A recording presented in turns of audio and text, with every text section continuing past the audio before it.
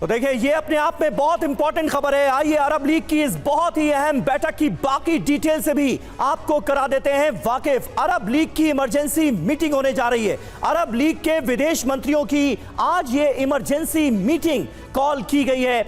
ये अहम मीटिंग होगी। फिलिस्तीन की अपील और सऊदी अरब की पहल इसके लिए जिम्मेदार है। फिलिस्तीन चाहता था कि यह मीटिंग हो, सऊदी अरब ने भी पहल की। गाजा में जो इजरायली कार्रवाई इस वक्त चल रही है, बड़े पैमाने पर जो ताबड़तोड़ हमले हो रहे हैं, उसे रोकने पर चर्चा होगी। अरब लीग के प्रमुख अहमद अबुल घेत रूस दौरे पर हैं। यह भी एक इंपॉर्टेंट पॉइंट है। अबुल घेत की रूस के विदेश मंत्री से भी मुलाकात हुई है।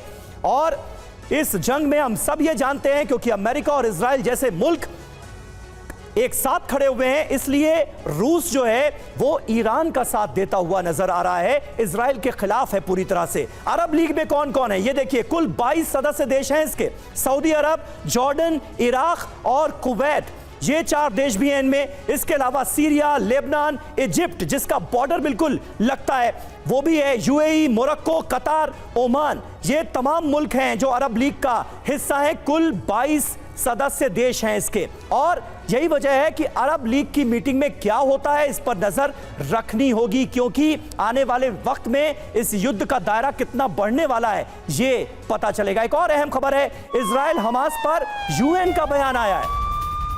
गाजा में अब तक 2,60,000 लोग विस्थापित हुए हैं, ये यूएन की तरफ से बयान सामने आया है।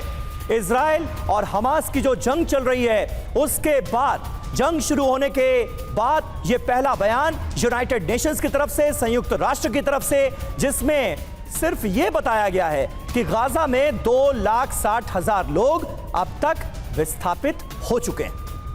हमारे साथ इस वक्त तमाम खास मेहमान भी मौजूद हैं। अतुल जी, यूएन की भूमिका क्या यहीं तक सीमित है कि सिर्फ नंबर्स गिने जाएं और उसे दुनिया के सामने रख दिया जाए कि 2,60,000 लोग गाजा से विस्थापित हो गए? सिर्फ यही है क्या भूमिका यूएन की? देखिए, ये एक बहुत बड़ी इंटरनेशनल क्राइसिस है इस वक्त, और यूएन, यूनाइटेड नेशंस, आपने अरब लीग की बात करी, और तमाम देश अब इस चीज़ में इन्वॉल्व हैं।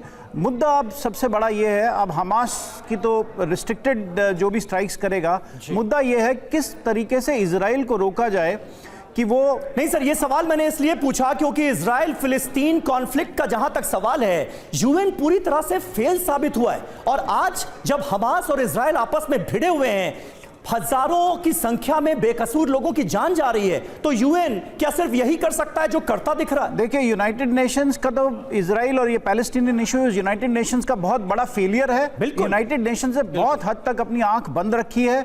इजराइल ने जो अपार्थाइड का रजीम जो एस्टैब्लिश किया हुआ है पूरे एरिया में, वो साउथ अफ्रीका में जो अपार्थाइड था, कुछ लोग बोलते हैं उससे भी बदतर है वहां पर।